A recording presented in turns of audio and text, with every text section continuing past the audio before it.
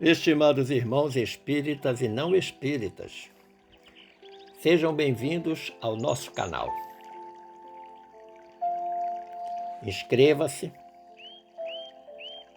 compartilhe, avalie. Desejo saudar a todos os nossos irmãos aqui presentes, encarnados e desencarnados, estimando que a paz de nosso amorável Mestre Jesus esteja em todos os corações aqui presentes, balsamizando dores, esclarecendo dúvidas, enxugando lágrimas, fortalecendo a fé. Vivemos mais um setembro amarelo. No preâmbulo da cartilha Viver a Vida, em espanhol Vivir la Vida, da Organização Pan-Americana de Saúde, lemos, abre aspas, qualquer morte por suicídio é um fato extremamente triste. É extremamente doloroso para os parentes próximos e amigos que permanecem e não conseguem entender o motivo do ocorrido. Inevitavelmente, a sua tristeza é multiplicada pela pergunta sobre o que poderiam ter feito para evitar a sua morte prematura. Fecha aspas.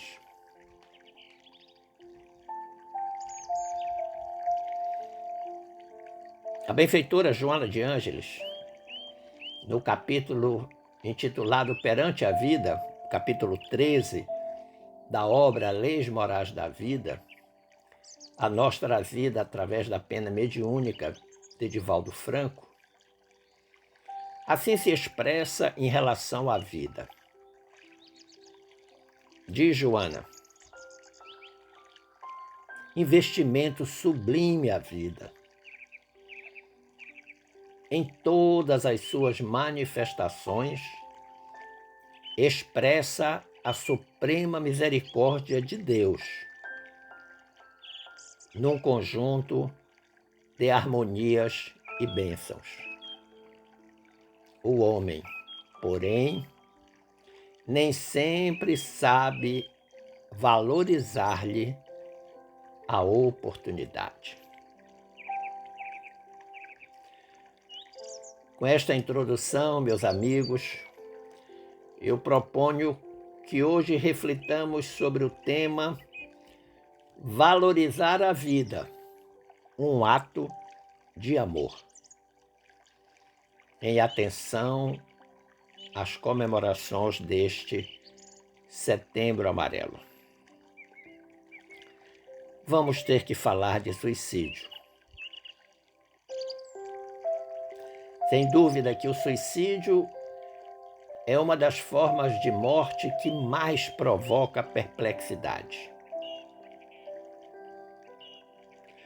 Dizem alguns psicólogos e psiquiatras que muitos são os tabus em torno dessa questão, como falta de Deus no coração, coragem, fraqueza. É fato que no suicídio existe um julgamento e um estigma, uma busca incessante dos porquês e dos culpados. Daí porque, no preâmbulo da cartilha Viver a Vida, está escrito: a sua tristeza é multiplicada pela pergunta sobre o que poderiam ter feito para evitar a sua morte prematura.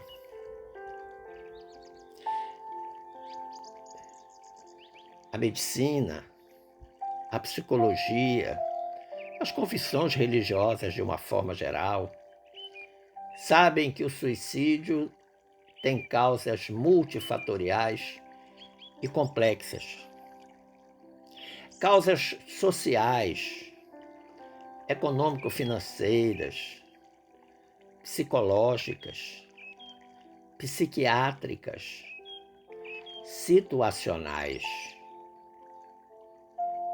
Por exemplo, neste último grupo das causas situacionais, quantas criaturas suicidaram-se durante a pandemia pela Covid-19?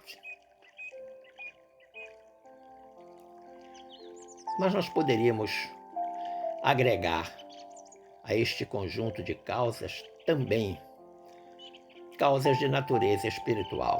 Por que não?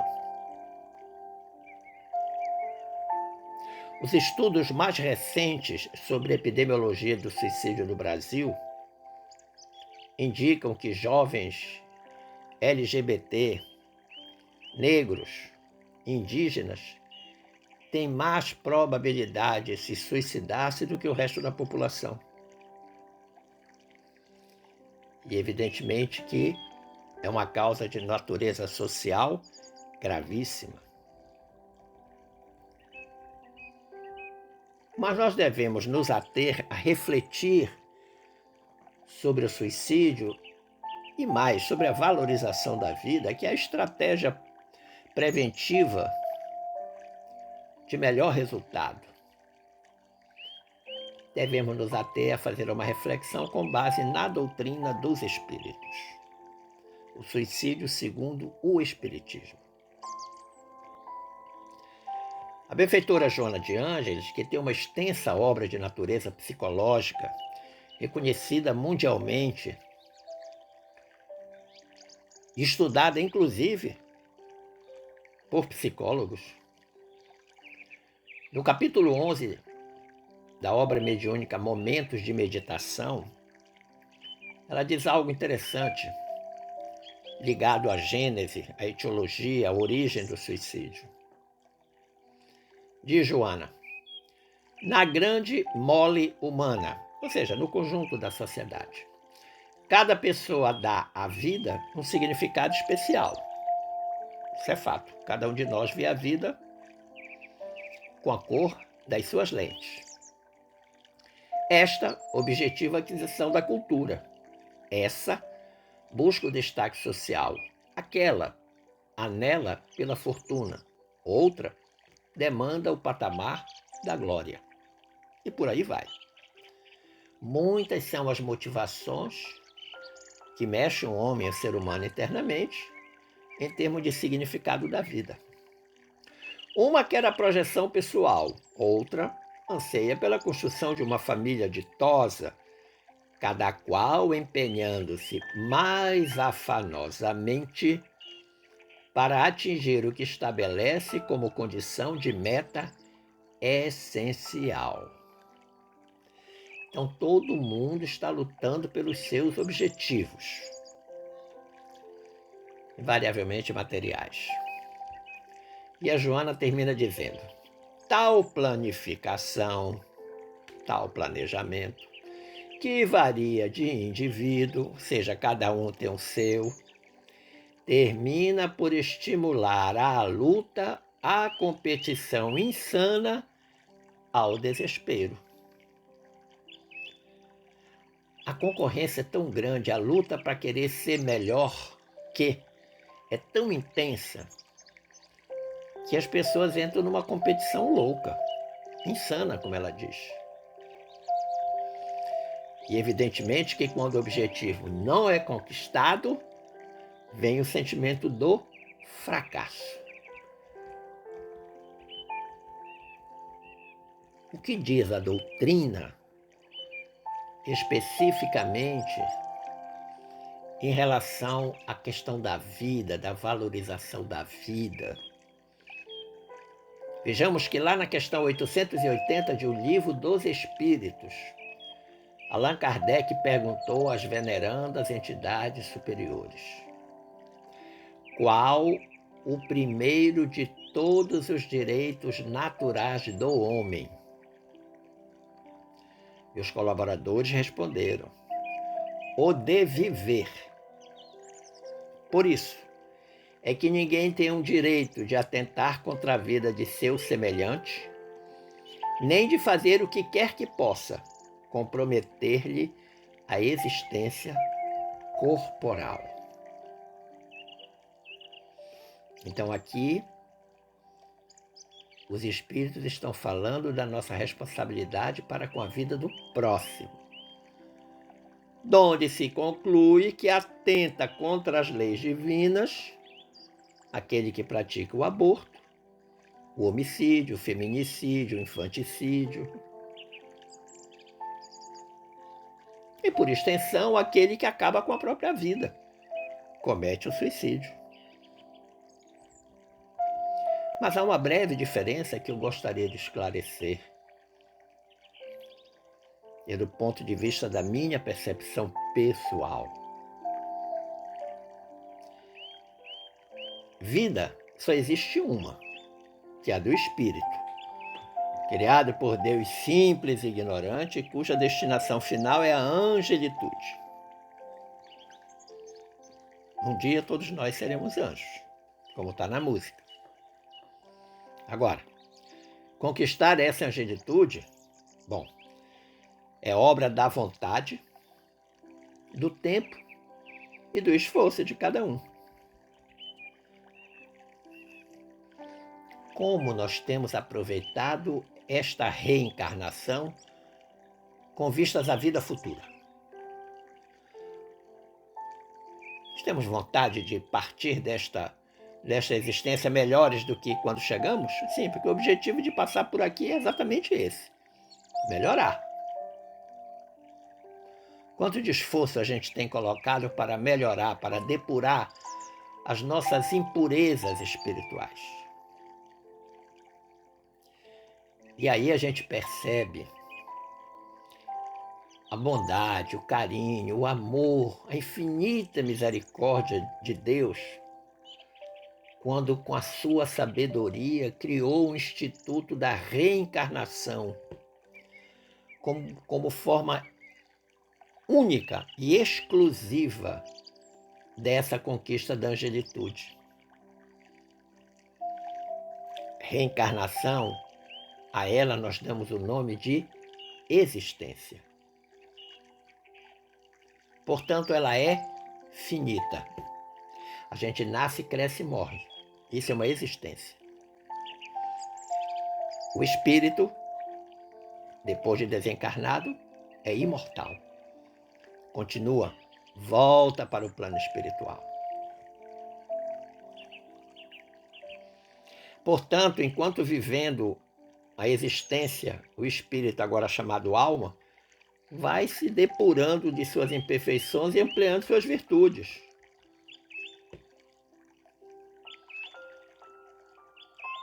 Dessa forma, quando nós dizemos valorizar a vida é um ato de amor, estamos nos referindo ao esforço humano de aproveitar a existência para dar lustro ao espírito pela aquisição de nobres virtudes.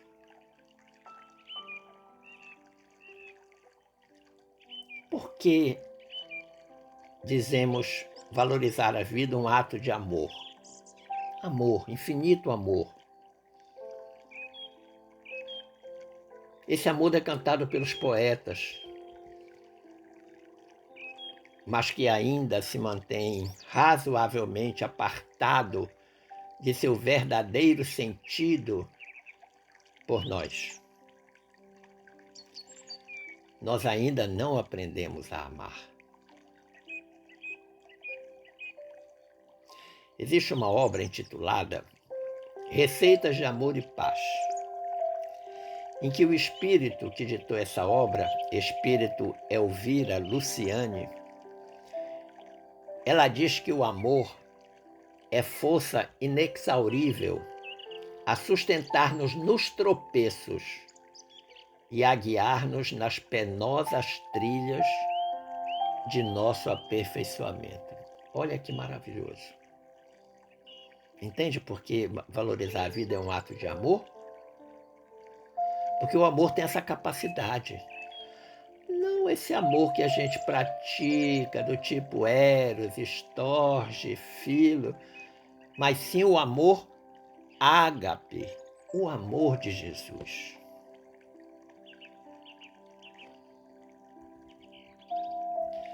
Quando os espíritos superiores responderam a Kardec, lá na questão 880 do Livro dos Espíritos,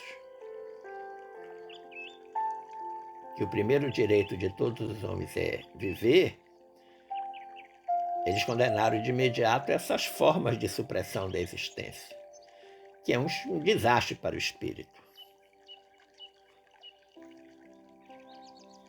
O aborto, o suicídio, o homicídio, infanticídio, feminicídio.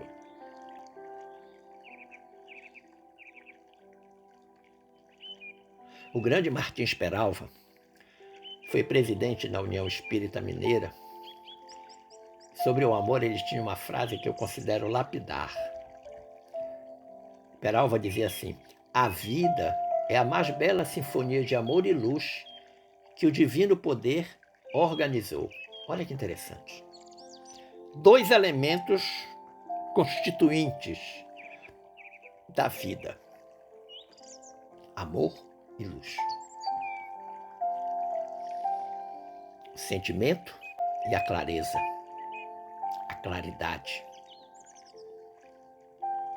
Ora, o que é que constitui uma sinfonia? A harmonia. Aí a gente volta lá, aquele conceito da Joana de Ângeles. Harmoniosas bênçãos. Nós estamos cá na Terra, reencarnados, para progredir, para evoluir, para melhorar. Ninguém está aqui de castigo, para ser punido. Não. Nós estamos aqui para aproveitar todas as nossas potencialidades e dar lustro ao nosso espírito. No capítulo 9 da obra O Problema do Ser, do Destino e da Dor, o grande Leon Denis esclarece sobre a razão da evolução. Ele diz: o objetivo da evolução, a razão de ser da vida não é a felicidade terrestre, como muitos erradamente creem, mas o aperfeiçoamento de cada um de nós.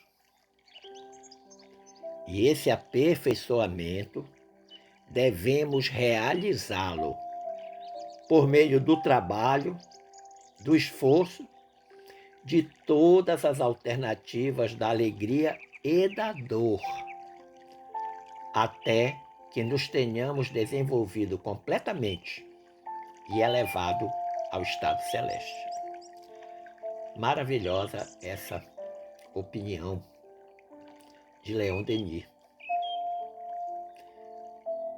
Para dar lustre ao espírito é trabalhar as nossas questões internas, mas trabalhar externamente também, atendendo ao outro, ao próximo. Esforçarmos-nos o mais que pudermos. Agora, sabendo que essa luta, esse esforço, esse trabalho, ora vai ser de alegria, ora vai ser de dor. Não esqueçamos lá o que está no nosso Evangelho. A dor e o sofrimento são bênçãos que Deus envia aos seus eleitos. Nós não estamos numa colônia de férias, nós estamos num planeta de provas e expiações e temos que aceitar naturalmente a dor como parte do processo. Aceitando e enfrentando o sofrimento com dignidade. Agora tem uma perguntinha que incomoda. Será que temos dado o devido valor à nossa vida? Agora, vale a pena esclarecer. Valorizar a vida não é apenas cuidar do corpo físico. Isso eu sei que a grande maioria faz. Pelo menos as academias não nos deixam mentir. Cuidar do corpo físico, uma alimentação saudável, realização de exercícios físicos, estar em dia com seus exames de saúde, ter o devido repouso, praticar um lazer saudável. Valorizar a vida vai muito além disso.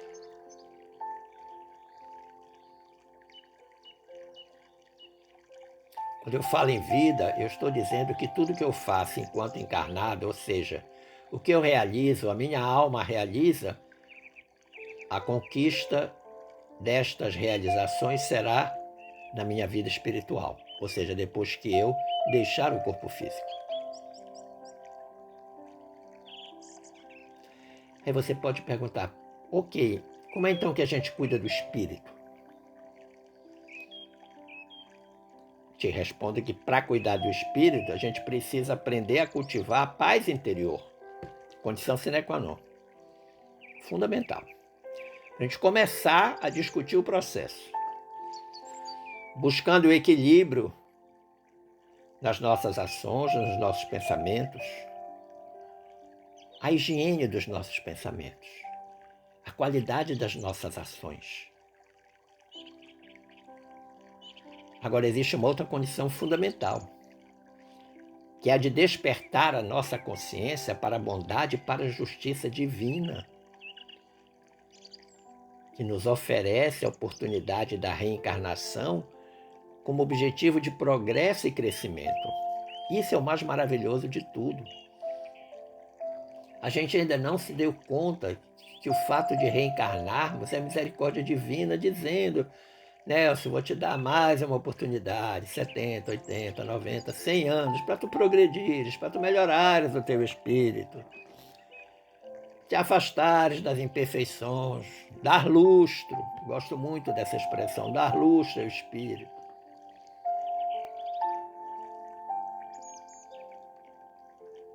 Valorizar a vida. Valorizar a vida é também exercitar os olhos e os sentimentos. Sim, exercitar os olhos e os sentimentos. Para quê? Para poder ver o bom e o belo. Muitas vezes nós não conseguimos ver o bom e o bem nas pessoas, na natureza. Nós temos que fazer isso com mais frequência. Isso é um esforço, isso é um treinamento. Valorizar a vida, exercitar o perdão antes de julgar.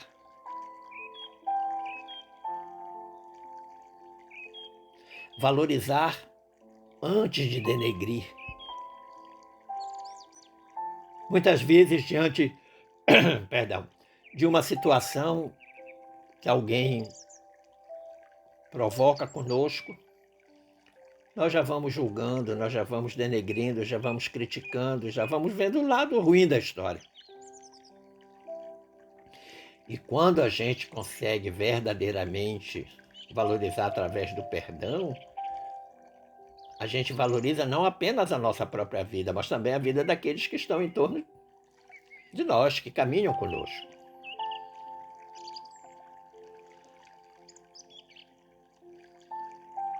Os nossos investimentos no corpo e no espírito devem ser no sentido de garantir ao corpo, enquanto morada da alma, uma plenitude de paz, de saúde.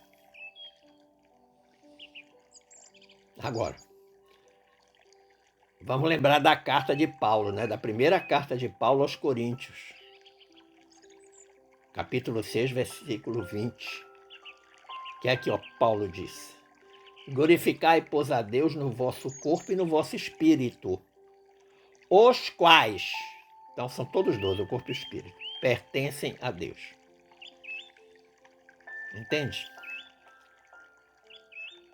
Nosso corpo é um empréstimo que Deus garantiu para que o nosso espírito pudesse evoluir. E aí eu percebo que razão, muita razão, tem Joana de Ângeles, lá no capítulo 13 da obra Leis Morais da Vida, quando ela diz: multiplica a alegria de viver, esparzindo, espalhando tuas concessões de ventura onde te encontres. Nós temos que ser irradiadores do bem, da felicidade, da paz. E aí ela faz uma ressalva. E não obstante te descubras em dor ou em agonia, compreende que o sofrimento é processo de libertação, realizando o mistério onde o amor ainda não firmou alicerces. Sofrimento não é desdita. Esta, a desdita, somente surge quando o homem se torna causa e razão de infortúnio para o seu próximo. Assim, sempre podes exalçar a vida. Olha que interessante. Mesmo que eu esteja numa situação de dificuldade, situação de dor, de sofrimento, de tristeza, eu ainda preciso me esforçar para levar a paz, a alegria ao próximo, aos outros. E ela dá a condição aqui. É nós estarmos plenos de amor. E ela diz, realizando o mistério onde o amor ainda não firmou alicerces. Por isso que a gente diz que não consegue quando está no processo de dor e sofrimento. Mas a mesma Joana, agora numa outra obra, chamada Momentos de Saúde, lá no capítulo 15, ela tem um aconselhamento muito interessante. Ela diz, para que a vida estue em abundância, ou seja, para que ela corra em abundância em ti, faze-lhe uma cuidadosa avaliação de como te sentes, como estás e que tens conseguido. Olha aí, 3 coisinhas e uma trilogia importante nesse processo avaliativo. Como é que eu me sinto? Como é que eu estou? O que é que eu tenho conquistado? O que é que eu tenho conseguido? E aí ela vem com o receituário. Tem coragem para proceder a uma autoanálise consciente, responsável, enriquecedora. Outra trilogia. Então essa autoanálise que eu vou fazer, que é a receitinha dela, ela pediu uma cuidadosa avaliação, né? Do como te sentes, como estás e o que tens conseguido. Ela diz que tem que ser consciente, responsável e enriquecedora. De forma, aí vem a consequência, de forma que ao constatar os resultados negativos, te disponhas ao enfrentamento revolucionário da mudança de crenças, pensamentos, hábitos, comportamentos. Tudo quanto constitua obstáculo ao teu desenvolvimento, à valorização da vida e suas realizações. Simplesmente extraordinário, melhor dizendo, o aconselhamento de Joana, aqui no capítulo 15 da obra Momentos de Saúde. Todas as vezes que a gente consegue fazer essa avaliação do como te sentes, como estás, o que tens conseguido, de forma consciente, responsável, enriquecedora, a gente consegue, então, ver o que precisa ser mudado para que a gente valorize a vida e progrida.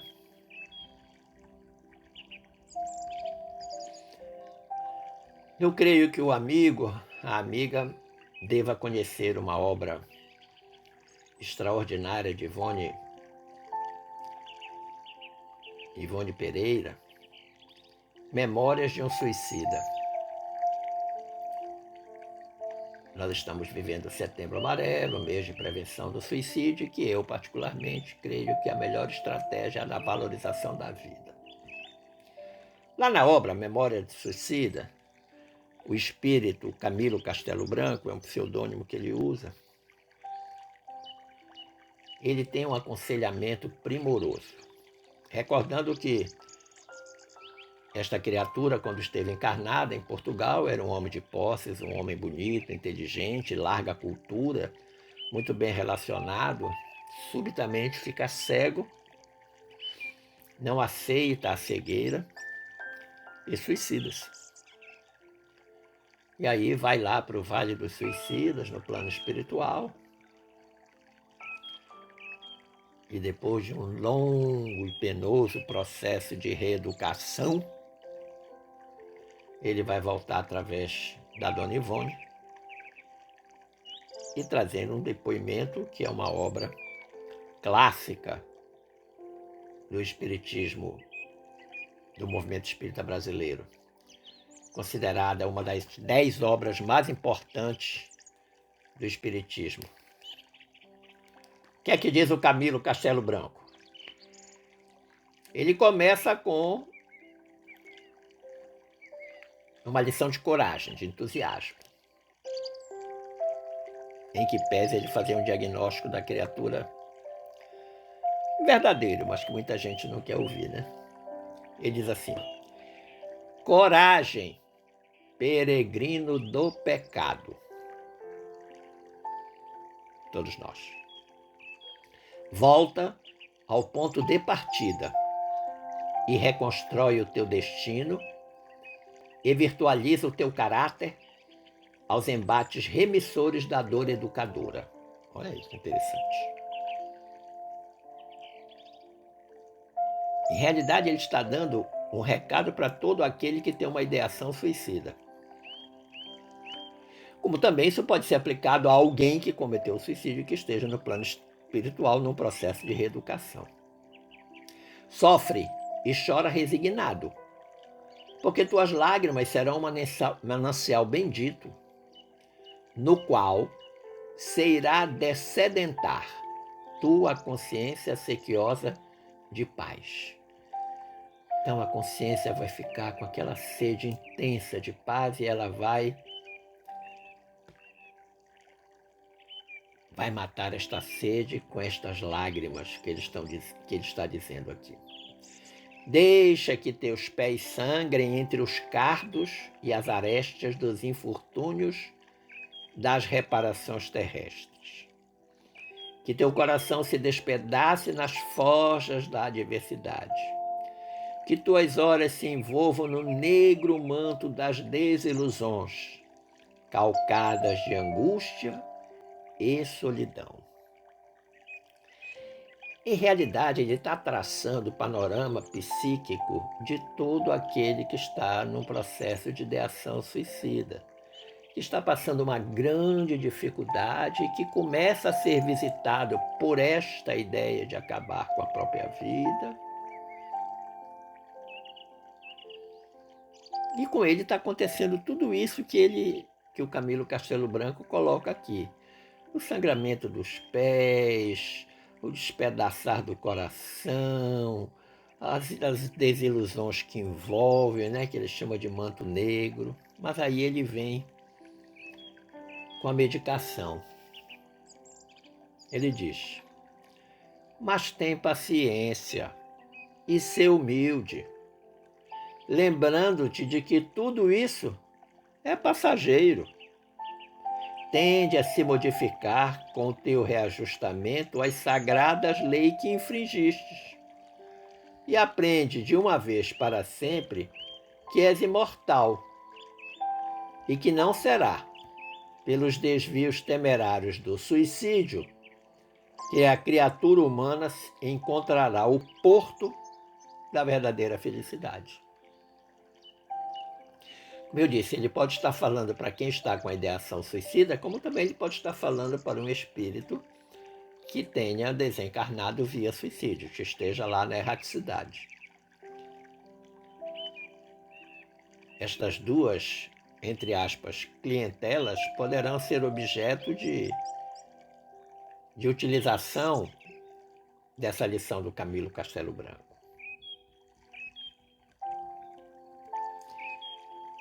Nós temos que fazer um grande esforço para valorizar a vida.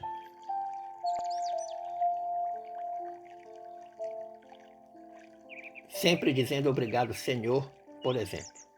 Abriu os olhos ao acordar. Obrigado, Senhor.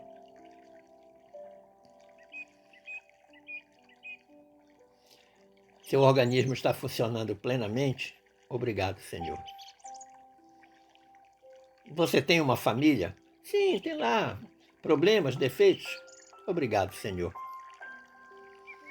Você tem um emprego? Ganha pouco? Obrigado, Senhor. Algum amigo fez uma falsidade com você? Poxa, você gosta tanto dele, mas... Obrigado, Senhor. Teus esforços de ajudar as pessoas não é reconhecido? Sentes que sofres ingratidão? Obrigado, Senhor. Porque tudo vem para dar lustro ao Espírito, não vem para diminuir-nos, acabar com a gente. Não, claro que não.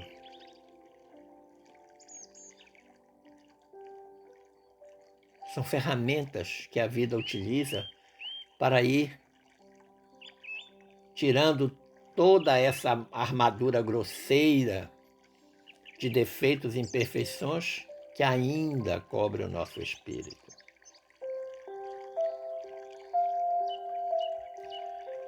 E aí, conclusivamente, eu fui buscar na obra O Espírito da Verdade um pensamento lindo de Emmanuel, que está lá no capítulo 24. O título do capítulo já é, por si só, maravilhoso.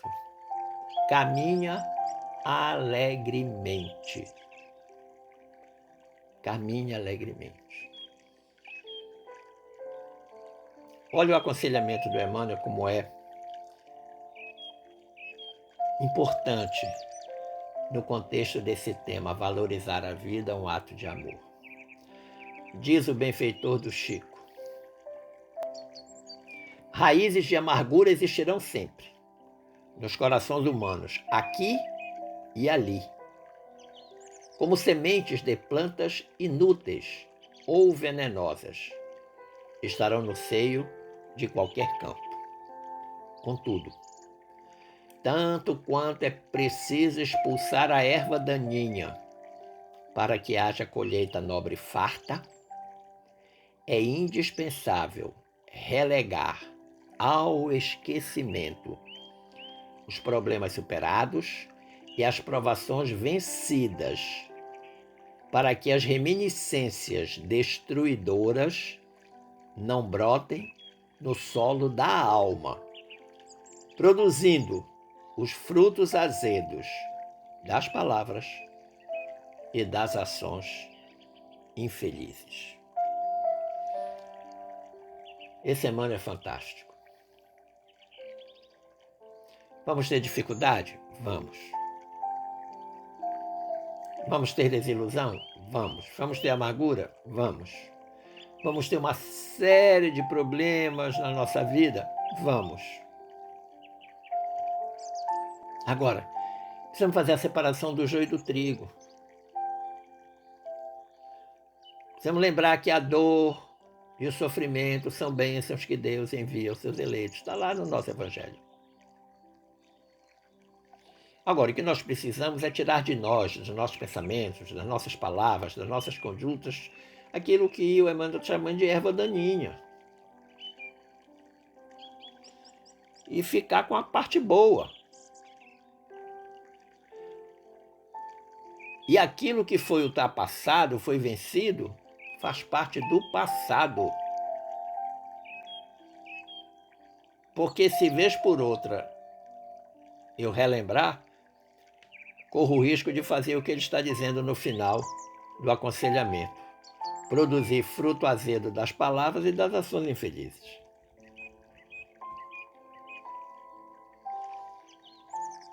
Valorizemos esse dom maravilhoso da nossa existência, da nossa vida.